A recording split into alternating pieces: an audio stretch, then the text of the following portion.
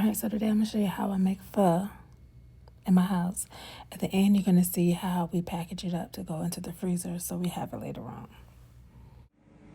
Alright, so I'm about to make some pho, and I said I will record it. So this is beef pho. You can make chicken pho as well. So starting out, I put my beef bones in a bowl because I want all that to drain at the bottom, because you do not want this in your broth. Okay, and then I'm gonna wash these really well. Same with all the meat, I'm gonna wash it really well. So these are different beef bones. I got some beef neck bones, I got some leg bones, and some knuckle bone and marrow bones. This is some tendon, brisket. This isn't brisket. This is the beef ribs. This is 2 sets of beef ribs. I haven't decided if I'm gonna cook both of these yet. I don't know. So what I like, and then I got some oxtail and brisket. I'm not gonna make this whole brisket, but what I like to do is I make a huge pot of it, and then I separate the meat and the packages. I'll take pictures at the end. And then the broth goes in containers and they go in the freezer, and all you have to do is add your vegetables or noodles later on. So if you ever have a taste of some pho, you can have it. So I'm going to show you along the way what I do with this. It's a process, but it's worth it. For those of you who are afraid to wash your meat, in my sink, one side of the sink, I have some hot soapy water with some bleach, and I have a colander in which I'm going to pour the meat in to wash really well. And you can cut some of the excess fat off too, because you don't really want a whole lot of fat in your broth. You're going to be having a lot anyway, and you're going to have to clean it anyways. You're going to have to scoop a lot of fat and scum off anyway, so do as much cleaning and trimming in the sink as you possibly can.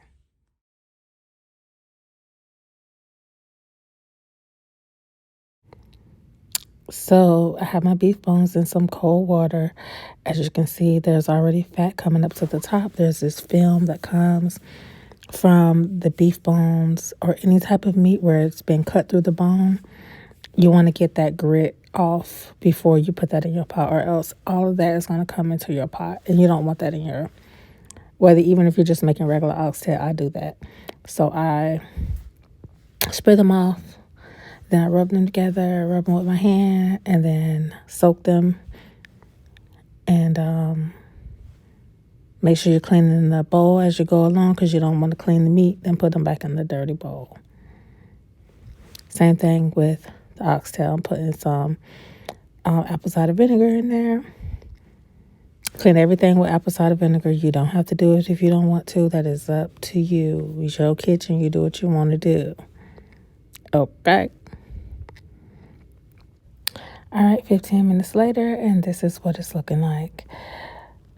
But you don't have to clean your meat if you don't want to. It's up to you. See how the color is coming out? So this isn't about killing germs or anything. This is about pulling a lot of that debris from when the meat was cut, and not having a lot of this gunk and red and the blood in your pot, because it's going to come to the top. You're still going to have some, but not as much. Now I'm going to cut the excess fat off and rinse the meat. And this is what you want. You want your water to be as clear as possible. You're not going to get all the fat. You're not going to get all the blood or whatever out, but as much as you can.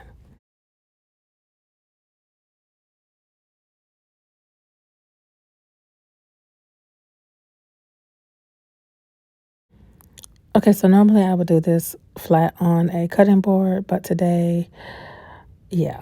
So I'm just using a paring knife in a very awkward position. Don't do like me. Do better than me. I'm cutting some of this fat off and the silver skin on the back. I'm going to pull that off as well. You want some of this excess fat off, because like I said, you're going to see that even after I've trimmed, there was still a lot of fat that was coming to the top. So do as much as you can in this step. That way in your pot, you don't have all that.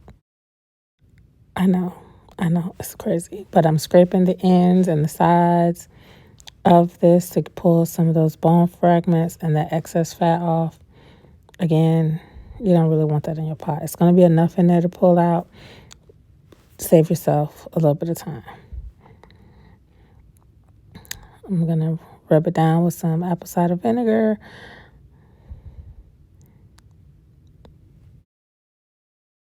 All right, now, so to get the silver skin off, I just take the knife and peel at the end.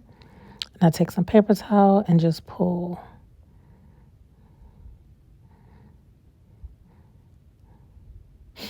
You don't really want to have to try to pull this off later. You don't really want this falling out in your pot. It really is going to serve no purpose in this situation.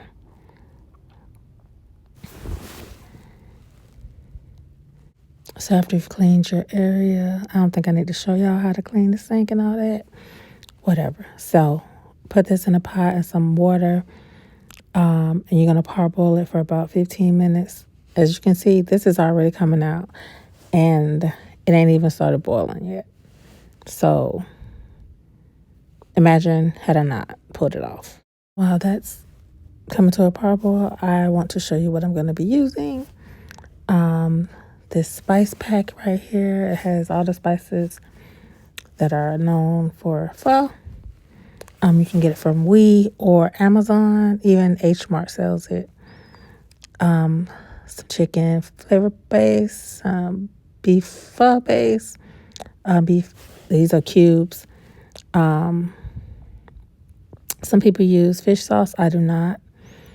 And the rock candy. Okay, so if it looks like this and I did all that work, imagine what it would have looked like had I not done it.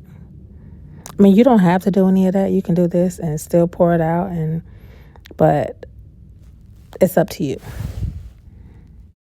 So I'm taking the meat out in batches and putting it in the colander, rinsing it off, putting it in another pan until I get everything done so I can clean the pot.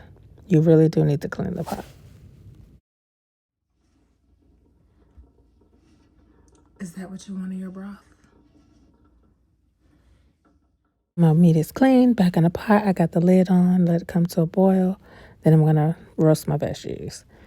I put my veggies on a sheet pan and under the broiler till they get some color. I'm going to put the ginger back in, let the ginger get a little bit more color. The rest of it is going in the pot.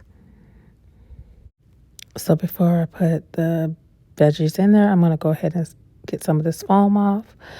You're going to do this throughout the cook. I would say at least every half hour, or more often if you can. If you can get some help for somebody to take turns with you, do that.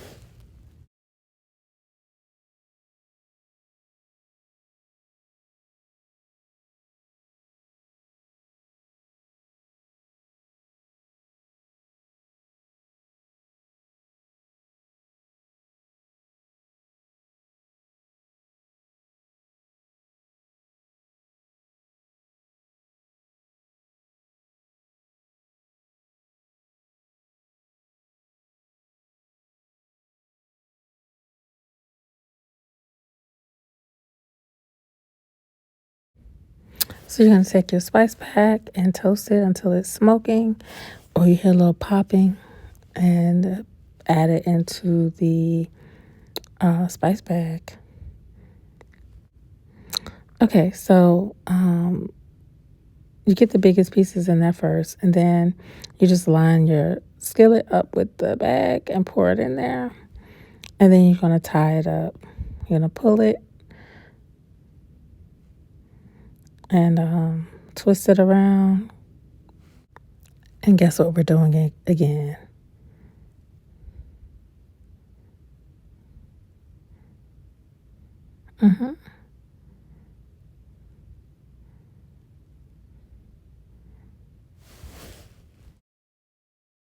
All right, so let's season this broth.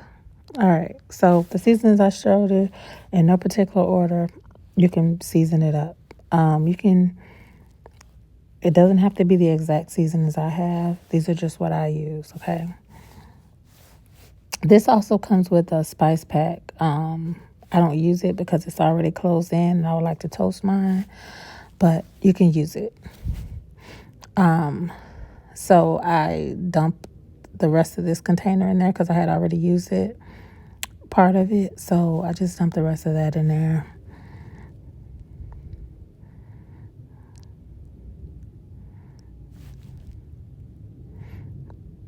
You're just going to add your seasonings and stir it.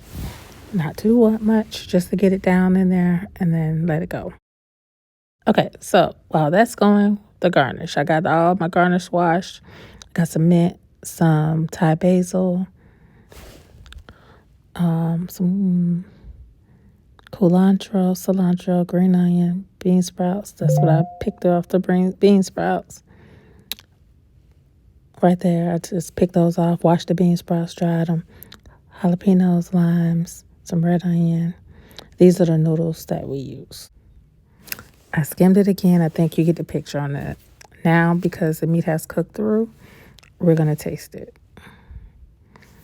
And you're going to adjust your seasonings to the way you like it. It's up to you. So I removed the vegetables and I'm just straining the big pieces that broke off. I'm going to remove the meat, put it in a pan, strain the broth. Don't forget to put a pot underneath the colander as you strain it. And then that's that.